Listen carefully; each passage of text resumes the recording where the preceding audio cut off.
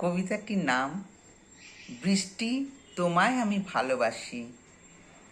কবি গৌরাঙ্গ চক্রবর্তী, কণ্ঠ মল্লিকা ঘোষ।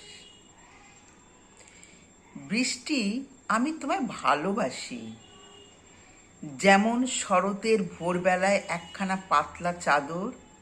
দুষ্টু মেয়েটা যেমন তোমায় ভালোবেসে ভিজেই চলে। তোমার আশায় বসে থাকি, কবে আসবে একটা চাদর মুড়ি দিয়ে শোবো। টুপটাপ তোমার শব্দ পাবো। গাছ প্রকৃতি সবাই তো তোমায় ভালোবাসে।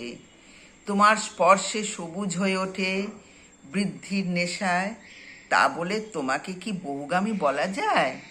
তুমি কি নষ্ট নয় তো? তাহলে সমাজ কেন নষ্টা বলে?